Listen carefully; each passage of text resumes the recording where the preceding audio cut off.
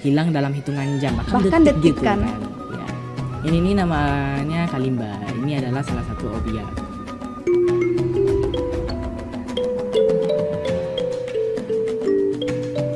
Saat belajar itu aku tidak menghafal, aku memahami materi agar mudah Iya. ingat. Itu mungkin karena kita semua tuh gunain metode SKS gitu ya. Mm-mm. Karena kayak kreatif meraih prestasi. Assalamualaikum warahmatullahi wabarakatuh. Hai permisa Kreativers, dimanapun kalian berada, semoga sehat selalu ya. Perkenalkan, nama aku Cadamli Sultan, biasa dipanggil Sadam. Nah, pada kesempatan kita kali ini, kita ditemani oleh teman saya berasal dari kelas 91, yaitu... Halo semua, perkenalkan nama saya Dwi Anjani Sakirani, saya biasa dipanggil Anjani. Nah, perlu kalian ketahui, kita berdua berasal dari SMP Negeri 5 5 Padang Panjang. Panjang. Nah, Anjani, gimana kabarnya hari ini? Alhamdulillah sehat ya, meskipun sedikit pilek ya Sadam. Oh, pantas ya, aku bisa ngelihat wajah kamu tuh kayak happy, cuman suaranya agak gimana gitu, agak serak-serak gitu ya kan? Iya. Kalau kamu gimana Sadam? Alhamdulillah sehat. Oh iya Sadam, kamu itu tuh apa ya? Kamu bawa apa? Kamu nanya? Ya aku nanya. Kamu bertanya? Ya aku tanya. Ya udah, aku jawab ya. Ini namanya kalimba. Ini adalah salah satu hobi aku untuk memainin alat musik ini. Kalau ditanya hobi pasti sudah mahir lah ya Dam. Iya. Boleh nggak sih dicoba satu lagu atau sedikit gitu? Oh, boleh banget sih. Aku biasanya mainin alat musiknya tuh lagu Snowman. Oh. Bentar.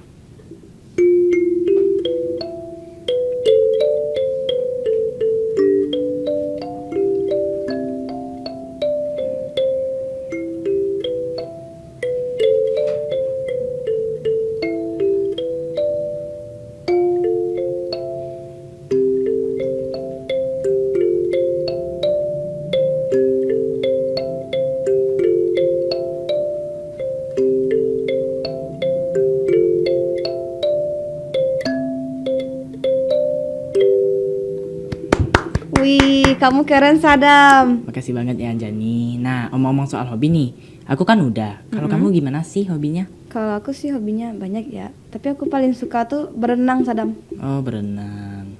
Oh iya, by the way, topik kita kali ini apa sih Sadam? Nah, topik kita kali ini adalah tips belajar efektif dan strategi mencapai cita-cita. Nah, seperti yang kita tahu ya, Anjani kan sekarang berada di lokal 91 nih, Ya. alias lokal unggul kan. Nah, gimana sih rasanya berada di lokal unggul sekarang? Perasaan aku sih ya kalau di lokal unggul kan dibilang senang lah ya kan karena itu kelas favorit. Nah, Iya. nah, tapi ada tapinya nih Sadam.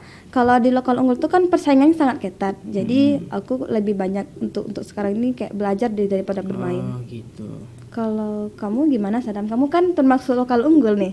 Ya, tentu senang banget dong pastinya karena Cadam bisa merasakan persaingan yang cukup menantang serta memiliki pergaulan yang positif dan meningkatkan rasa semangat kita saat belajar. Oh ya, kata kamu kan menambah semangat belajar. Iya. Gimana sih caranya menambah semangat belajar itu ala Sadam di Sultan nih? Nah, cara meningkatkan rasa semangat belajar tentunya kita harus punya tujuan terlebih dahulu, ya kan? Misalnya kita pengen nih masuk ke SMA atau sekolah yang kita inginkan lewat jalur prestasi. Iya. Nah, tentu karena jalur prestasi ya, tentu kita membutuhkan perjuangan yang amat ekstra untuk masuk ke sekolah yang kita impikan tersebut. Nah, dan kalau bisa nih, nah ini jangan dianggap aneh ya, termasuk Iya. teman-teman di rumah jangan anggap aneh. Kita tuh perlu mencuci foto sekolah yang kita impikan itu. Kenapa? Karena itu bisa meningkatkan rasa semangat kita.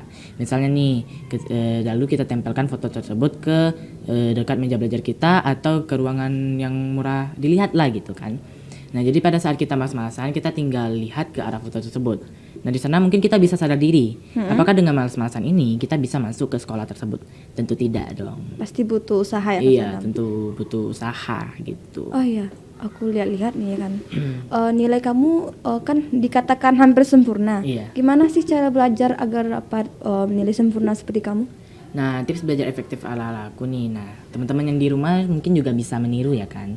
Ya, yang pertama cukup istirahat. Kenapa? Karena kalau kita cukup tidur dan berkualitas itu bakalan memberi kesempatan otak melakukan konsolidasi memori. Yang artinya kita bakalan mudah menyerap semua materi kalau kita itu cukup istirahat. Ya. Nah, dan yang kedua kita tuh harus pilih waktu belajar kita. Misalnya pada waktu pagi. Di sana kan kita bisa fokus karena tidak ada suara-suara yang mengganggu dari sana, dari sini atau apapun gitu kan.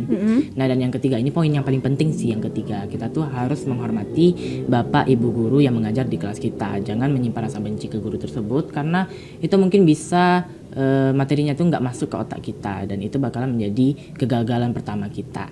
Nah, betul banget kata Sadam tuh. Apalagi kan kalau misalnya kita sebagai murid nih menyinggung perasaan guru atau yang membuat guru tuh menjadi kayak kesal, marah, itu tuh sangat berpengaruh bagi kita memahami materi kan Sadam. Iya, benar banget. Karena hadis pernah berkata kalau ridho orang tua itu ridho Allah itu ada di ridho orang tua. Nah, sebagaimana kita ketahui, guru adalah orang tua pengganti kita nih. Jadi kita juga harus menghormatinya gitu. Iya, aku setuju banget sih dengan pendapat Anjani. Nah, ke step berikutnya ya, kita tuh harus menghindari metode belajar. Nah, ini metode yang paling salah digunakan.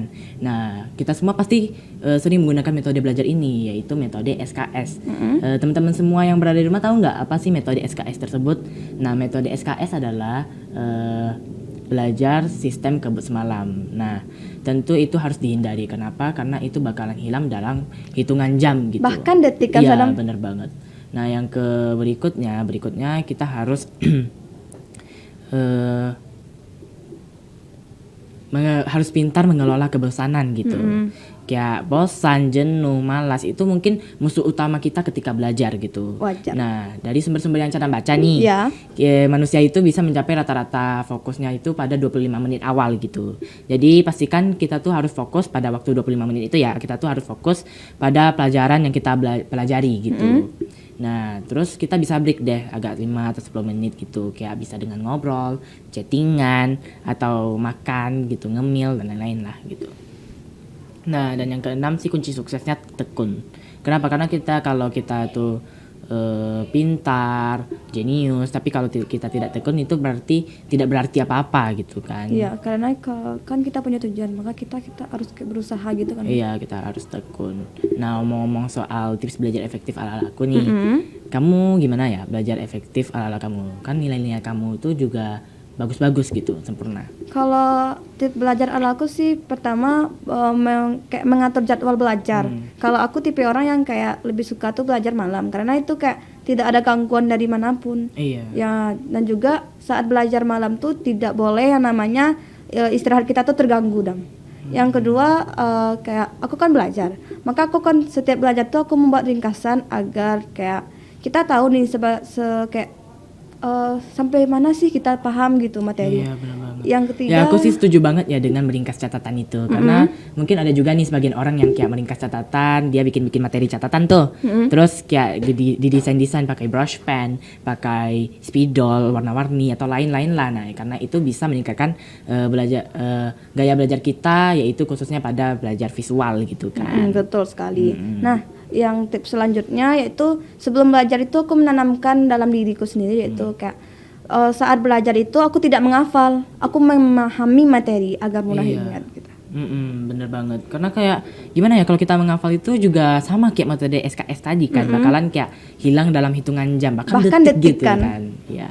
Oh ya Dam, pernah nggak sih kayak kamu kan udah belajar nih, kayak udah belajar dari siang malam gitu tekun, kiranya kamu dapat nilainya tidak memuaskan Ya, gitu kan. pernah banget sih, sering. Itu mungkin karena kita semua tuh gunain metode SKS gitu ya. Karena kayak ya pokoknya SKS ini salah banget gitu. Karena itu bakalan hilang dalam hitungan jam, detik pun bahkan dalam hitungan detik gitu. Bisa kan hilang. Nah, kalau boleh tahu ya, Anjani kan anak yang ambis nih, pintar banget gitu kan di kelas, sering aktif. Iya. Nah, kalau boleh tahu cita-citanya mau jadi apa sih? Kalau cita-cita aku sih, aku pengen jadi guru gitu Dam. Mau jadi guru apaan? Aku pengen jadi guru agama. Ada nggak strategi untuk mencapai cita-cita kamu tersebut? Kalau untuk strategi untuk mencapai cita-cita kan pasti ada lah kan, setiap orang pasti ada. Iya. Kalau aku sih kayak lebih mengarah ke skill berbicara, karena kalau kita ingin menjadi guru, maka kita harus bisa kayak berkomunikasi dengan baik dengan murid. Yang dimana Iya, kayak benar aku banget. kayak mengikuti lomba yang bisa kayak berbicara di depan umum. Iya. Habis itu kayak yang kedua aku kayak mencari materi gitu, kayak bertanya kepada guru, membaca buku, mencari di web ataupun sebagainya. Iya. Nah, Anjani kan mau jadi guru nih. Ya tentu kuliah dong Iya, gitu. pasti. Itu kamu mau kuliahnya di mana? Kalau untuk kuliah aku punya 3 incaran universitas, yaitu Apa? yang pertama UIN, yang kedua UNP, yang ketiga aku pengen kuliah di luar negeri, yaitu di Universitas Tarim Yaman. Wow, keren banget. Mudah-mudahan kamu bisa mencapai cita-cita tersebut ya. Amin. Amin. Oh ya, ngomong-ngomong cita-cita, kan aku udah nih. Kalau kamu pengen jadi apa, Dam? Ya, aku pengen jadi dokter lah. Kalau udah jadi dokter ya, apa sih strategi kamu untuk supaya kamu bisa menjadi dokter gitu? Ya, mungkin pertama-tama aku pengen masuk ke SMA favorit gitu. Misalnya kayak SMA 1 Parangpanjang, SMA 1 Sumbar. Karena itu mungkin bisa meningkatkan peluang kita untuk masuk atau lolos gitu jalur SNMPTN gitu. Nah, yang kedua aku tuh pengen ningkatin nilai aku tiap-tiap semesternya agar juga bisa lolos gitu SNMPTN, karena syarat-syarat SNMPTN kan ada 3. Yang pertama itu lulusan atau apa tuh SMA favorit gitu kan. Yang kedua itu nilai kita harus meningkat. Yang ketiga itu kita tuh harus mempunyai sertifikat. Nah, yang tips ketiga sih, yang strategi ketiga aku tuh pengen masuk mengikuti lomba-lomba kayak Olimpiade OSN yang berhubungan dengan dokter-dokter gitu loh, kayak biologi, kimia, dan lain-lain lah gitu. Pokoknya yang bisa, atau event-event lain yang bisa menghasilkan sertifikat gitu. Oh, sertifikat ya. Iya, yang keempat aku harus berusaha untuk masuk ke kuota eligible sih di SMA. Kalau kota eligible itu apa sih? Ya, itu mungkin kayak siswa-siswa atau siswi yang harus dianjurkan untuk mendaftar ke SNMPTN gitu. Yang berikutnya sih aku pengen daftar ke universitas yang aku impikan lewat jalur SNMPTN. Kalau boleh tahu kamu ingin masuk di universitas mana? Unan sih, aku pengen masuk ke Universitas Andalas. Mengapa? Ya karena selain dekat di daerah kita ya, Unan tuh juga mempunyai fakultas kedokteran nomor 12 di Indonesia loh. Wih, bagus. Nah, selain itu kita juga melihat kayak apa ya, biaya di Unan itu cukup terjangkau gitu. Jadi nggak terlalu ngebebani orang tua aku. Nah, itu sangat penting sih saat kita milih universitas. Harus sesuai dengan kemampuan orang tua. Oh iya Anjani, pernah nggak mikirnya gini ya? Kita tuh udah ambis banget nih, udah belajar mati-matian sana sini atau apapun.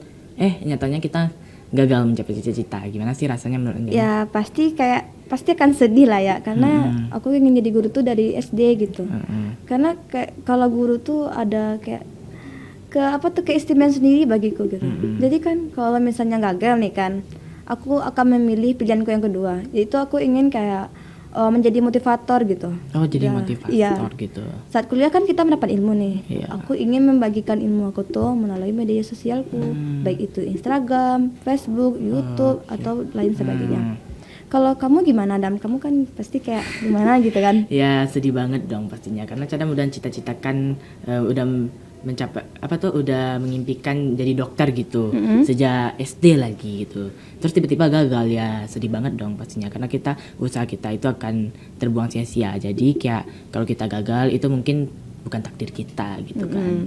Nah, jadi mungkin aku bakalan ngikutin lagi atau daftar lagi kayak SBMPTN atau UTBK untuk masuk ke fakultas kedokteran. Jadi kalau kita gagal lagi UTBK-nya, mungkin udah memang kedokteran itu udah nggak cocok lagi dengan aku mungkin. Dan aku bakalan cari jurusan lain gitu, misalnya kayak hukum, farmasi, psikologi dan lain-lain lah gitu, yang mengarah ke kemampuan aku.